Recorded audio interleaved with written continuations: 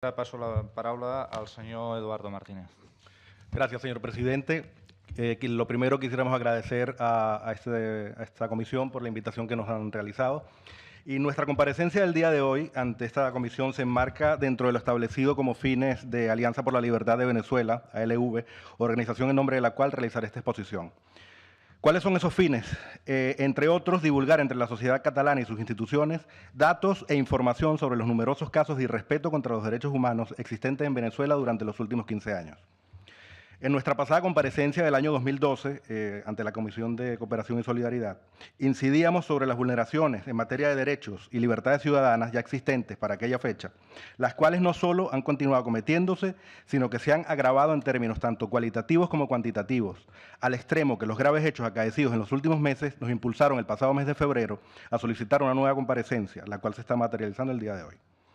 Estas violaciones contra los derechos humanos en Venezuela están documentadas en informes de Amnistía Internacional, del Alto Comisionado para los Derechos Humanos de la ONU y Human Rights Watch, entre otras organizaciones.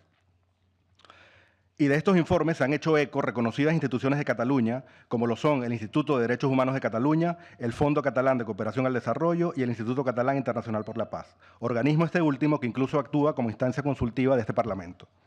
A continuación, vamos a añadir algunos nuevos ejemplos que se suman al ya amplio catálogo de atropellos expuestos en nuestra anterior comparecencia.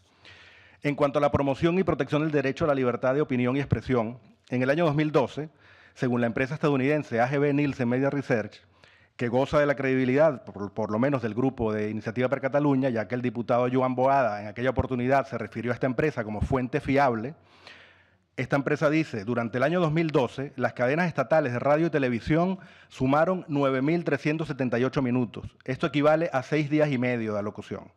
En el año 2011, el total de minutos ascendió a 12.189, lo cual representa 8 días y medio de alocución. Estas llamadas cadenas consisten en el uso por parte del gobierno venezolano de todos los circuitos de radio y televisión, tanto públicos como privados, para transmitir alocuciones de funcionarios públicos, principalmente el presidente de la República, así como programas producidos por entes estatales. Igualmente, en los últimos meses se ha producido la expulsión de Venezuela de la cadena internacional de noticias NTN 24, así como se han registrado presiones gubernamentales hacia la dirección de otros medios de comunicación nacionales como Globovisión y Televen, cuyo resultado ha sido la separación de varios periodistas de los programas de opinión por ellos conducidos. En cuanto a la promoción y protección de los derechos políticos, desde el año 99 se vienen otorgando la figura de leyes habilitantes. Esto consiste en otorgar poderes especiales al presidente de la República, al Poder Ejecutivo, para que legisle a discreción sin la intervención del Poder Legislativo. Durante un lapso que suma 66 meses de duración, es decir, 5 años y medio, mediante esta figura se han promulgado 215 leyes. El actual presidente, Nicolás Maduro, de hecho, se encuentra disfrutando de esta prerrogativa hasta el 14 de noviembre del presente año. En cuanto a la persecución policial y los procesos judiciales contra dirigentes de la oposición, el día 19 de marzo del presente año, Vincenzo Escarano, un alcalde opositor, fue condenado por la Sala Constitucional del Tribunal Supremo de Justicia a 10 meses de prisión, así como destituido de su cargo de alcalde por el supuesto delito de desacato judicial, al no haber impedido la obstaculización de las vías públicas en ese municipio por parte de los manifestantes, según le ordenaba un comunicado judicial de fecha 12 de marzo. Es decir, en solo 7 días se omitió una orden judicial, se sustanció el caso, por supuesto, de desacato, y se condenó a este alcalde opositor. Lo mismo ocurrió con el alcalde de la ciudad de San Cristóbal, Daniel Ceballos, quien fue detenido el día 20 de marzo y posteriormente condenado el 11 de abril, apenas 22 días después. Fue condenado a 12 meses de cárcel e inhabilitación política, así como separado de su cargo de alcalde. Diversos expertos han calificado de aberraciones jurídicas estas sentencias, puesto que la Sala Constitucional del Tribunal Supremo de Justicia no posee competencias para instruir ni emitir sentencias en este tipo de juicios. Igualmente se considera violatorio del derecho a la legítima defensa el plazo de apenas días transcurrido desde la apertura del juicio hasta su conclusión. Tampoco procede por parte de este tribunal la destitución de cargos públicos producto de elección popular, los cuales además no poseían potestades en las funciones de orden público dentro de sus municipios. Siguiendo con la lista de violaciones contra los derechos humanos, tenemos la existencia de listas de apartheid, las denominadas Lista Tascón, el Programa Mai Santa y Batalla de Santa Inés. Estas bases de datos se continúan utilizando y son provenientes de la lista elaborada en el año 2004 por el diputado oficialista Luis Tascón. Mediante estas herramientas se se clasifica a los ciudadanos que figuran como no afectos al partido de gobierno y son discriminados en el acceso a servicios públicos, subvenciones, licitaciones, empleos estatales, emisión de documentos, etc. Ya en su momento, la Corte Interamericana de los Derechos Humanos se pronunció en contra de estas prácticas y conminó al gobierno venezolano para que se eliminaran las mismas, pero esta directriz del Alto Tribunal ha sido sistemáticamente desobedecida. En cuanto a la protección y promoción de los derechos económicos, sociales y culturales, según el más reciente informe publicado por el Banco Central de Venezuela, la inflación registrada en el periodo comprendido entre mayo de 2013 y mayo de 2014 alcanzó la cifra del 60,9%. Venezuela presenta una inflación acumulada entre el año 2000 y 2013 del 344%, lo cual representa una media anual del 23%. Entre el año 1999, fecha de llegada al gobierno del chavismo, hasta marzo de 2014, la paridad de cambio entre el bolívar y el dólar estadounidense pasó de 573,88 bolívares por dólar a un promedio de 9.000 bolívares por dólar. Alrededor del 70% del volumen correspondiente a importación, distribución y comercialización de productos alimenticios está en manos del gobierno venezolano a través de las empresas públicas Pedeval, Mercal y Abastos Bicentenario. En el año 2010 se descubrieron profundas irregularidades en la importación de alimentos por parte de Pedeval, habiendo reconocido a la fecha el propio gobierno venezolano la pérdida de 26.350 toneladas de alimentos importados por esta empresa pública. Según investigaciones periodísticas y organizaciones ciudadanas, la cifra podría superar ampliamente ese número y llegar hasta las 100.000 toneladas de alimentos. El Banco Central de Venezuela reportó el pasado mes de abril que el índice de escasez, es decir, la magnitud que mide la disponibilidad de productos de primera necesidad en el mercado, era de un 30% como media, con algunos productos alcanzando incluso un 100% de escasez, como es el aceite de maíz, o un 87% de escasez, como el papel higiénico. Según cifras manejadas por distintas ONG venezolanas en el año 2013, se produjeron más de 24.000 muertes violentas en Venezuela a manos de la delincuencia. El Estudio Mundial sobre Homicidios, publicado por la ONU en 2013, publicaba que Venezuela, según estadísticas gubernamentales, en Venezuela han ocurrido más de 153.000 muertes por homicidio en el país entre el año 2000 y 2012. Esta cantidad equivale a la población de una ciudad como Tarrasa, Salamanca, San Sebastián o Lleida, aproximadamente. En el año 2011 se elaboró el examen periódico universal sobre derechos humanos correspondiente a Venezuela por parte de la ONU. En relación al mismo, la ONG venezolana Civilis, que posee estatus consultivo ante el Consejo de Derechos Humanos de la ONU, exponía lo siguiente. Más de 1.000 organizaciones de la sociedad civil venezolana fueron excluidas de las convocatorias y consultas realizadas por el Estado venezolano para elaborar el informe sobre la situación de los derechos humanos en Venezuela por no actuar estas organizaciones dentro del ámbito del poder popular. Cabe destacar que ante los intentos del Estado de restringir los derechos a la libre asociación y participación a través de una serie de leyes que crean el denominado poder popular, se han interpuesto en el Tribunal Supremo de Justicia 6 recursos de nulidad y medidas cautelares contra estas leyes. La Oficina del Alto Comisionado para los Derechos Humanos de la ONU presentó un informe que recoge la situación del Estado venezolano sobre el cumplimiento de obligaciones internacionales, sobre la cooperación con los órganos de procedimientos especiales o relatorías y la implementación de medidas, exhortaciones y recomendaciones realizadas por órganos del Sistema Universal y Regional de Protección de Derechos Humanos. En lo que se refiere a la cooperación del Estado venezolano con los procedimientos especiales del Sistema de Naciones Unidas, el informe estableció que hasta ahora el Estado venezolano no ha cursado invitación permanente ni ha dado autorización a 6 solicitudes de visitas hechas por diferentes relatores de la ONU. Tampoco ha autorizado ninguna solicitud de visita de la Organización Internacional del Trabajo desde el año 2005. Asimismo, el Estado venezolano solo había respondido a 7 de 24 cuestionarios enviados por titulares de mandatos de procedimientos especiales. Además, no se han llevado a efecto acuerdos de cooperación ante la problemática de las ejecuciones extrajudiciales, ni se ha utilizado el ofrecimiento de asistencia técnica y cooperación en materia de justicia de menores. Por otra parte, se indicaron considerables retrasos en la presentación de informes y en el suministro de información sobre infancia, tortura y derechos sociales, así como existen 7 años de retraso en la presentación de informes para el propio Comité de Derechos Humanos. Al día de hoy existen 12 convenciones y protocolos internacionales sobre derechos humanos que no han sido ratificados por Venezuela, según el examen periódico universal de la ONU.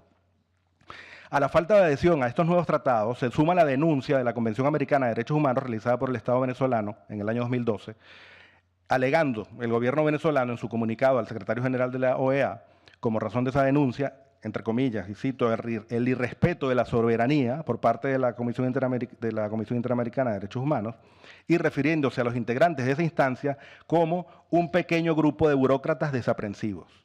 Desde el mes de septiembre de 2013, Venezuela se separó del Sistema Interamericano de Derechos Humanos. Han sido todas estas circunstancias objetivamente negativas, reconocidas por el propio gobierno venezolano y certificadas por organismos internacionales, cuyos efectos perjudican seriamente la calidad de vida y el bienestar de la población, las que han provocado la protesta por parte de la ciudadanía y donde los jóvenes y estudiantes universitarios han tenido un papel protagónico. ¿Cuáles han sido las consecuencias del recurso a la desobediencia civil y la realización de manifestaciones pacíficas por parte de los jóvenes en Venezuela desde el mes de febrero del presente año? A continuación haré una breve referencia a un extenso informe de 160 páginas publicado el pasado 12 de junio por varias organizaciones no gubernamentales activistas de los derechos humanos en Venezuela, entre ellos el Centro de Derechos Humanos de la Universidad Católica Andrés Bello, el Observatorio Venezolano de Conflictividad Social, Civilis, Foro Penal, etc. Dice el informe, lamentablemente el Estado venezolano no ha desarrollado políticas dirigidas a garantizar que las actuaciones de los organismos policiales y militares que participan en el control de manifestaciones estén apegadas a los principios y estándares nacionales e internacionales sobre uso progresivo y proporcional de la fuerza. El deber del Estado, cuando tiene que controlar expresiones de descontento social, es actuar con responsabilidad, respetando la integridad personal de quienes participan en las protestas y además protegiéndoles de posibles ataques de terceros. Actuar con sentido de oportunidad y uso proporcional de la fuerza, generando el mínimo daño que permita proteger y garantizar los derechos de todos los ciudadanos. De acuerdo a las situaciones y a las cifras registradas en este informe, eso no ha sido la actuación de los cuerpos militares y policiales en la actual coyuntura. Desde el Ejecutivo Nacional se ha asumido progresivamente prácticas propias de la doctrina de seguridad nacional para sustentar y justificar la criminalización de quienes ejercen su derecho constitucional a la manifestación pacífica. Entre 1997 y 2011, 2.963 personas resultaron heridas o lesionadas en manifestaciones.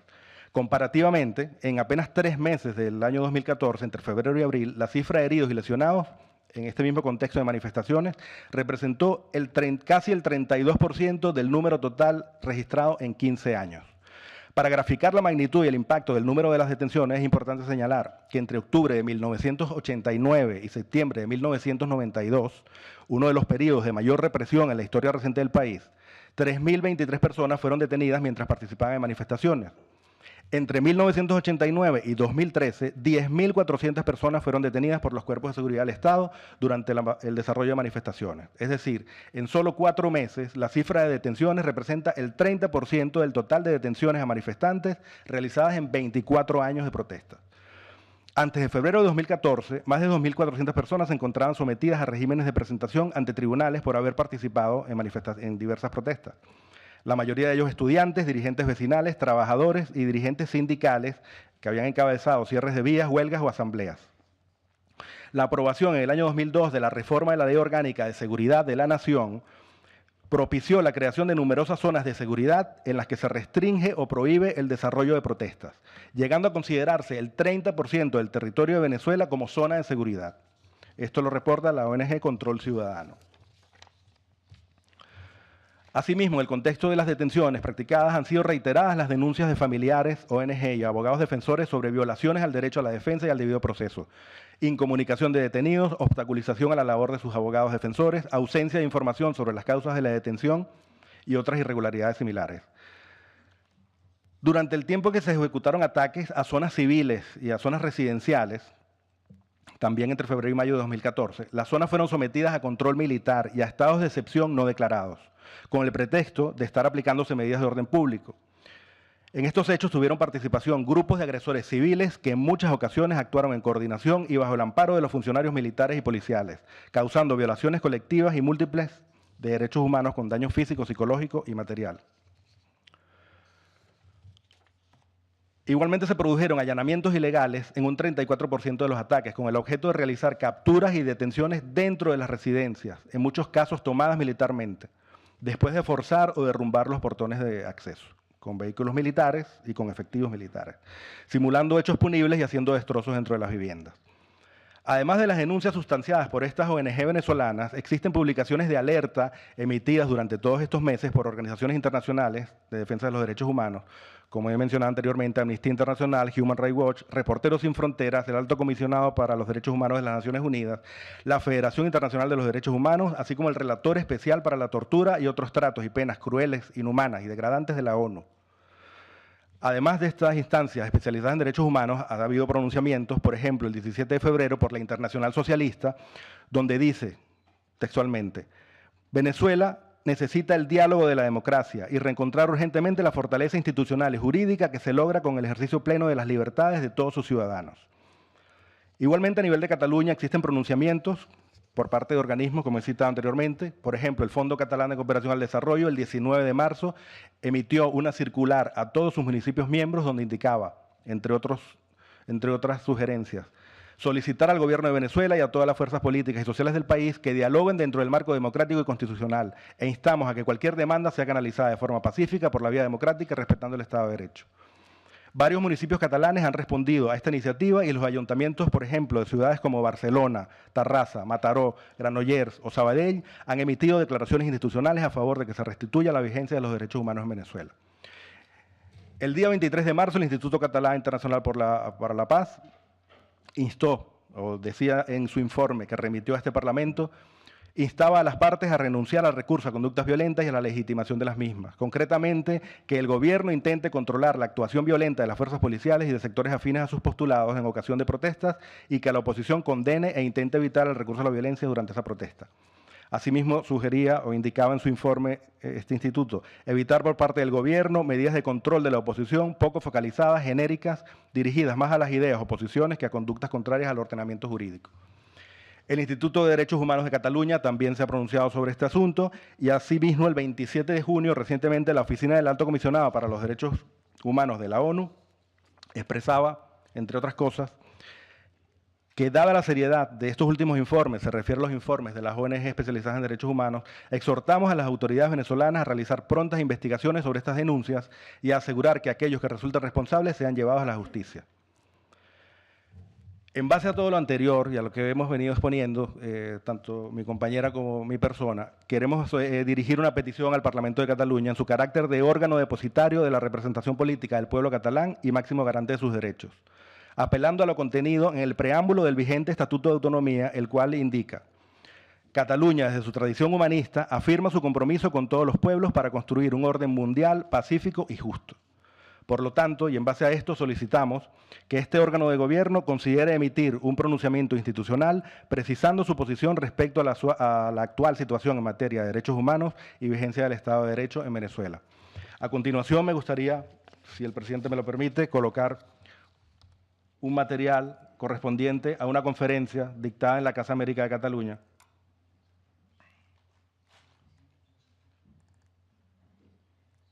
por David Bondía, quien es director del Instituto de Derechos Humanos de Cataluña. El respeto de los derechos humanos no solo le corresponde a las autoridades, sino desde la población civil también se tiene que tener en cuenta estos factores. ¿Quién entiendo que desde la sociedad civil puede hacer esta fiscalización en materia de derechos humanos? Entiendo que deberían ser organizaciones de la sociedad civil en Venezuela. Entiendo que es difícil en estos momentos y en momentos anteriores, por tan politizada, tan radicalizada que está la sociedad civil en Venezuela. Veamos que hay organizaciones internacionales que han hecho trabajo importante en materia de derechos humanos y lo que no podemos hacer es ningunear y despreciar los informes que se han hecho desde la sociedad civil. Bueno, vayamos a informes de Human Rights Watch, vayamos a informes de Amnistía Internacional y si estos informes molestan al gobierno, por algo será. Si estos informes molestan a determinados grupos, por algo será.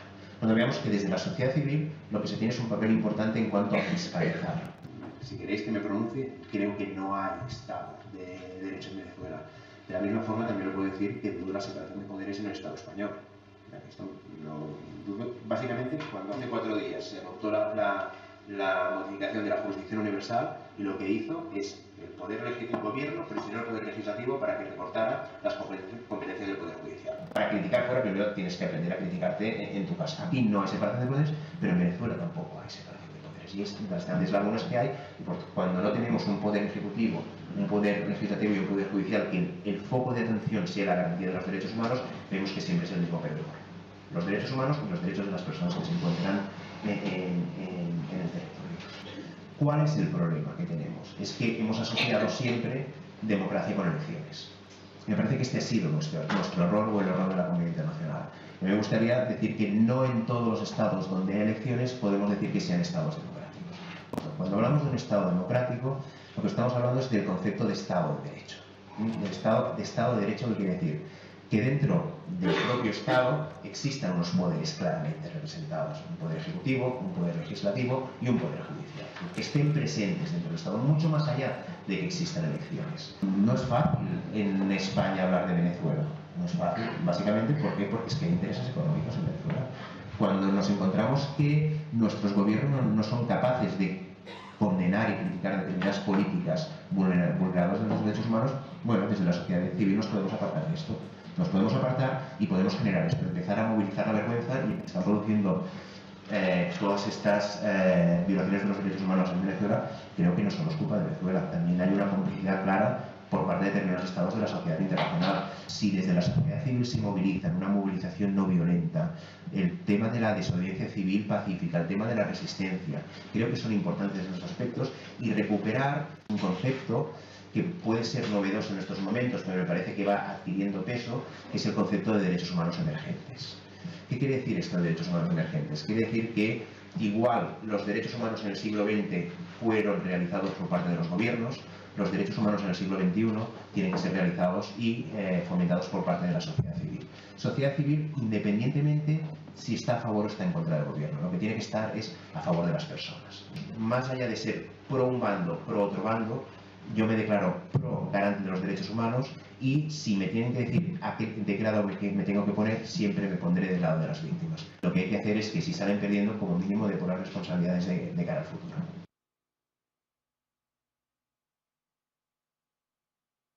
Con este vídeo finalizo mi intervención.